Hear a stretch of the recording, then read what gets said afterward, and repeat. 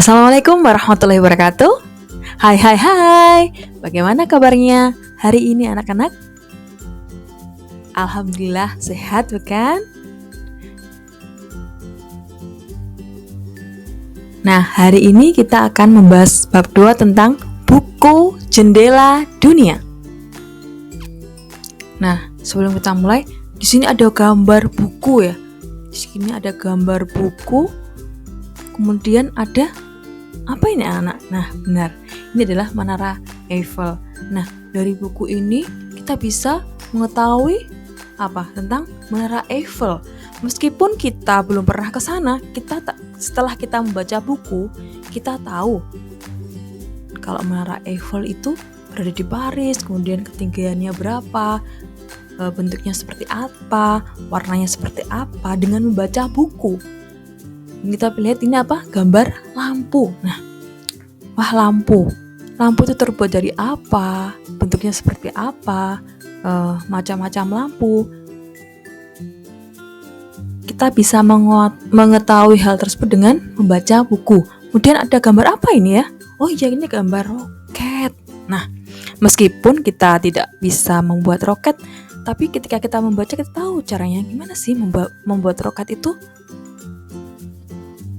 Cara-caranya seperti apa? Dengan membaca buku.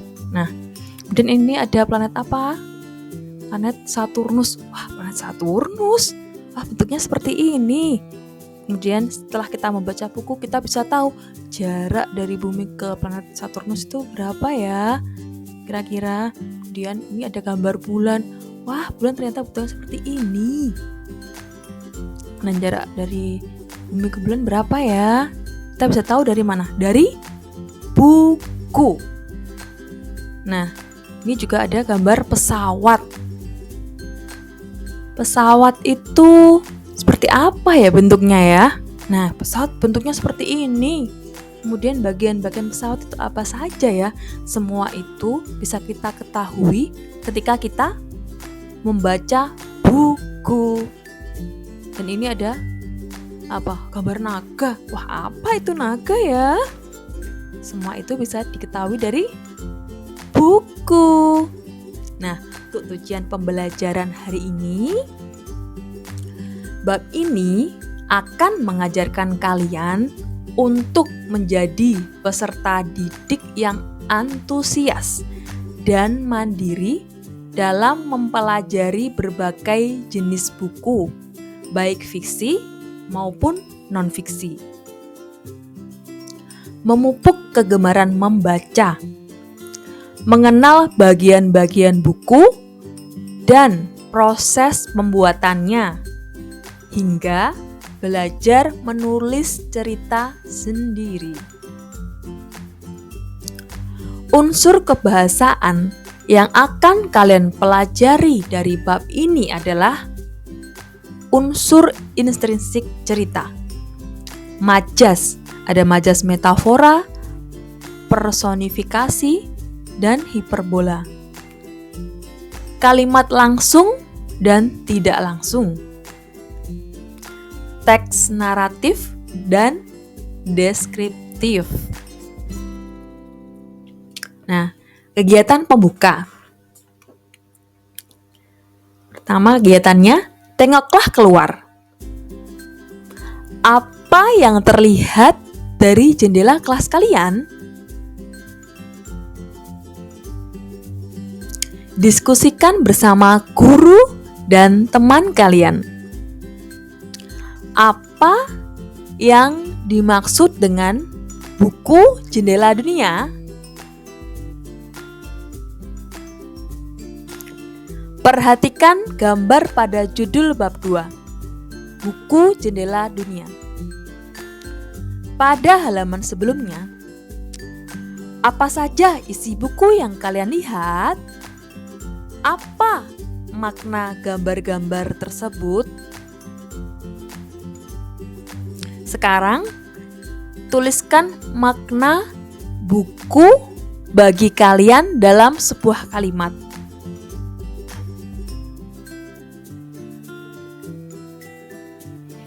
Buku adalah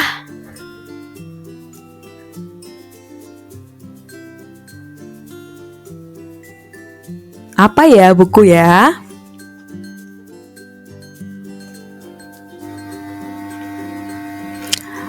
Kalau menurut Ibu, buku adalah jendela dunia. Kenapa disebut jendela dunia? Karena dengan membaca buku, kita juga bisa menambah ilmu pengetahuan. Kita bisa mendapat wawasan dan pengetahuan yang luas dengan membaca berbagai buku. Sebab dengan membaca buku, wawasanmu akan bertambah, lalu menstimulasi otak dan meningkatkan rasa ingin tahu dan rasa ingin belajar.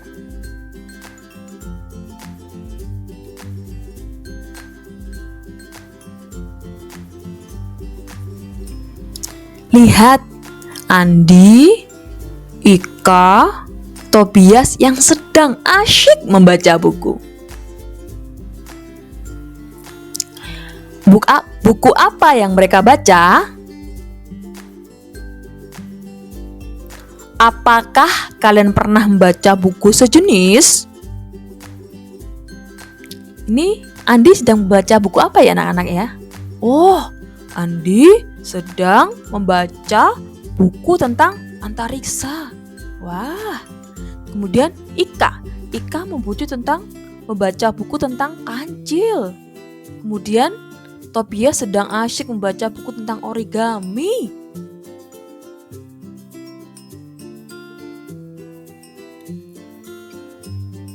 Nah, ayo menebak isi buku. Mari mengenal berbagai jenis buku. Perhatikan keempat buku di bawah ini. Informasi apakah yang bisa kalian dapat dari sampul buku? Apakah yang kalian bayangkan tentang isi buku tersebut? Diskusikan jawaban bersama teman sekelas kalian. Nah, yang pertama ini apa? Judul bukunya Lede si Joki Cilik. Kemudian yang kedua, Aku Mampu Berbahasa Indonesia. Yang ketiga, Ada apa sih? Ada apa sih? Yang keempat, Kamus Besar Bahasa Indonesia.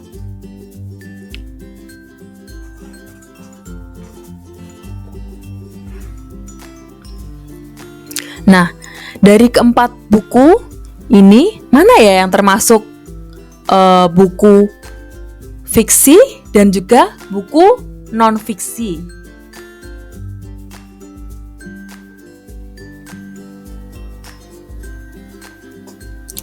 Apa sih itu buku fiksi? Buku fiksi merupakan karangan yang tidak berdasarkan kisah nyata dan fakta, sehingga sifatnya faktual. Sedangkan buku non-fiksi itu sebaliknya.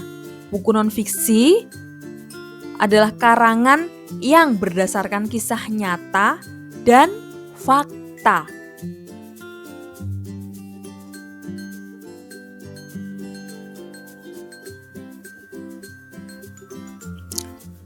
Jadi yang termasuk buku yang fiksi yang mana ya anak-anak ya?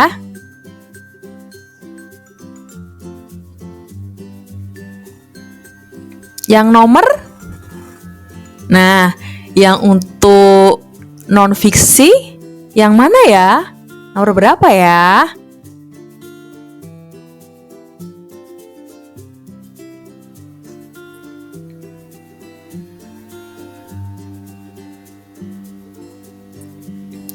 Nah, untuk buku fiksi yang 1 dan 3.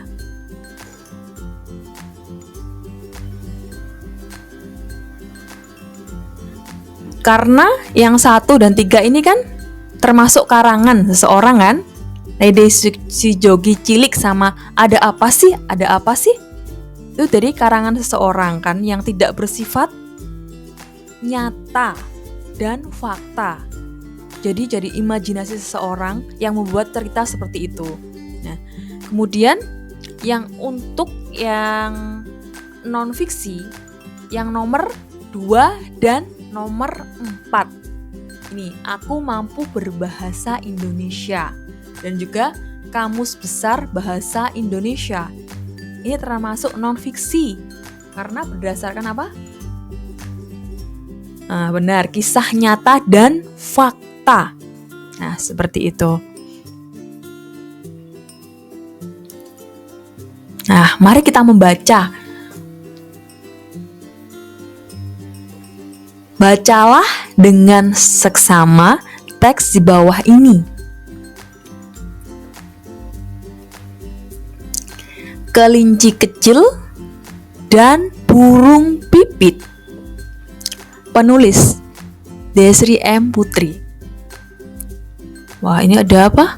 Kelinci kecil yang menangis, dan ini gambar apa? Burung pipit. Di sini ada juga wortel. Aduh, sakit. Suara kelinci kecil menggelegar di sudut kebun Pak Rusa. Wajahnya tampak seputih kapas dan titik-titik air mulai membanjiri matanya. Ia terduduk di tanah sambil memegang kakinya. Burung pipit yang sedang bertengger di dahan pohon dekat kebun itu segera terbang menghampirinya.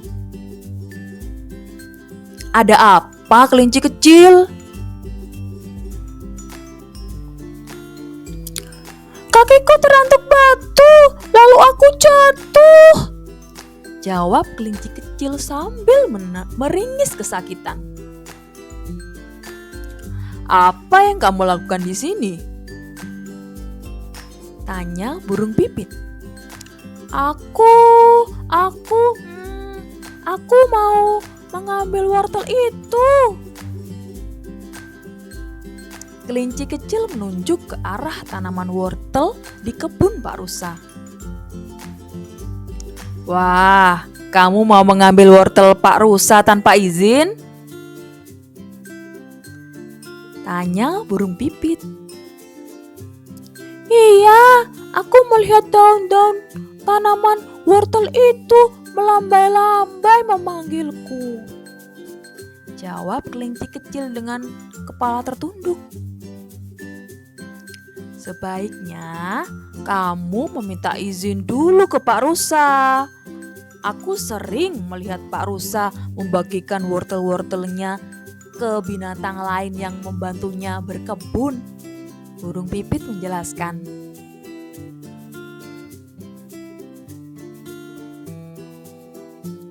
Mengapa kau berada di luar sarang? Pak Singa, Raja Hutan, memerintahkan supaya semua penghuni hutan tinggal di sarang masing-masing. Saat ini ada wabah penyakit yang sedang menyebar ke seluruh hutan. Aku bosan. Aku sudah 2 minggu berdiam di sarang, jawab kelinci kecil. Pikirannya menari-nari, teringat pesan ibu tadi pagi. Ibuku bilang hanya induk-induk binatang yang boleh keluar secara bergantian untuk mencari persediaan makanan. Bila bertemu dengan binatang lain, tidak ada yang boleh bersentuhan. Harus menjaga jarak dan kebersihan supaya tidak tertular penyakit ini. Ibumu benar.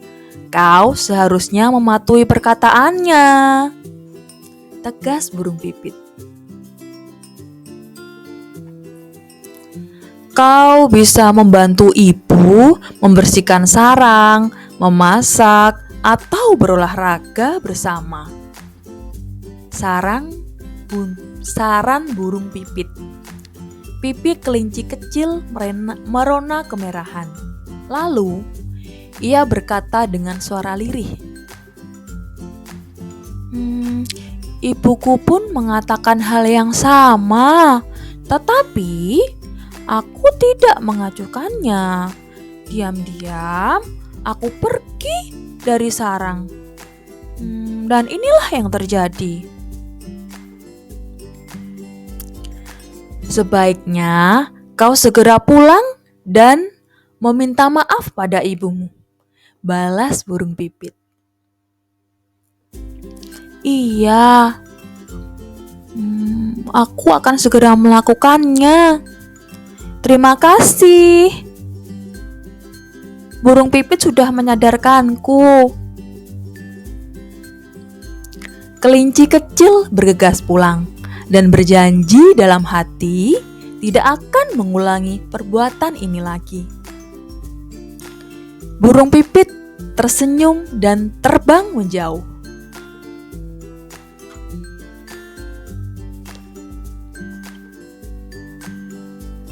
Nah, setelah membaca bacaan di atas, jawablah pertanyaan-pertanyaan berikut pada buku tulis kalian.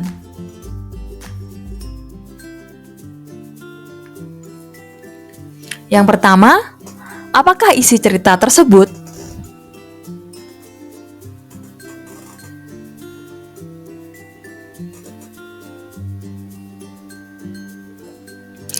Apa ya isi cerita tersebut? Masih ingat anak-anak?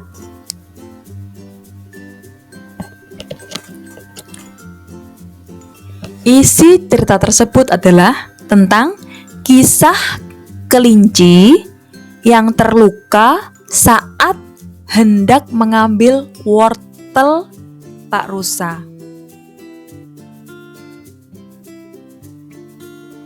Kemudian untuk pertanyaan kedua, siapakah tokoh dalam cerita dan bagaimana sifat tokoh tersebut?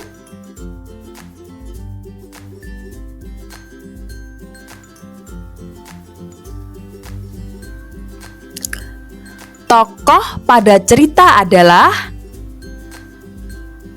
kelinci kecil dan burung pipit. Kemudian bagaimana ya sifat tokoh tersebut? Kelinci kecil mempunyai sifat ingin tahu. Sedangkan burung pipit memiliki sifat bijaksana.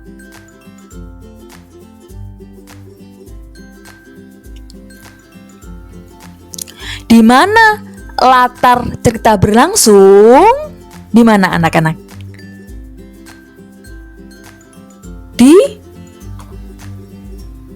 Di kebun wortel milik Pak Rusa.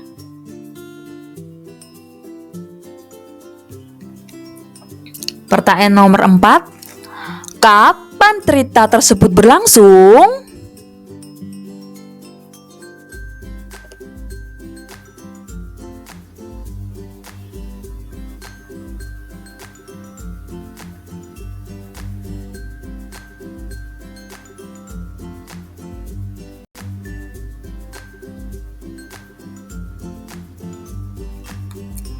Kapan ya cerita tersebut berlangsung?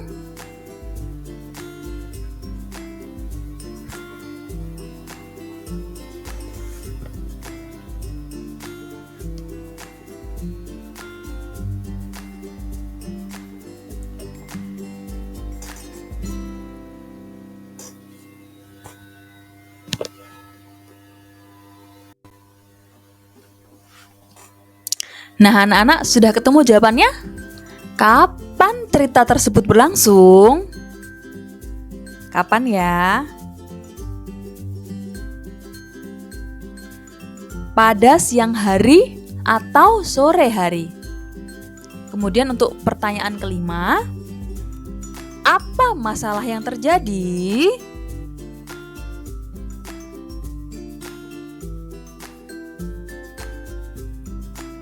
Apa ya masalahnya? Kelinci kecil bosan tinggal di sarang berhari-hari dan memutuskan untuk pergi ke kebun Pak Rusa untuk memetik wortel. Meskipun belum meminta izin ke ibunya meninggalkan sarang ataupun ke Pak Rusa untuk memetik wortel. Nah, saat mencoba mengambil wortel, kelinci kecil terantuk batu dan jatuh. Kakinya kesakitan, ya kan?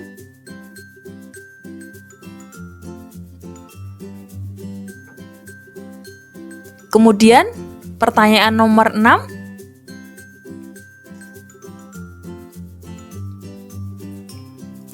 Bagaimana masalah itu diselesaikan? Bagaimana ya?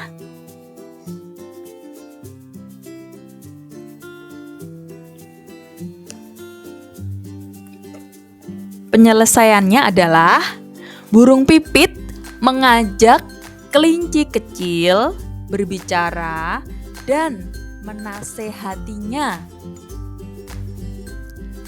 Kelinci kecil tidak jadi mengambil wortel Pak Rusa. Setelah tidak sakit lagi, kelinci kecil pulang ke rumah untuk meminta maaf kepada ibunya. Nah, pertanyaan terakhir, pertanyaan nomor 7. Apa pesan dari cerita tersebut?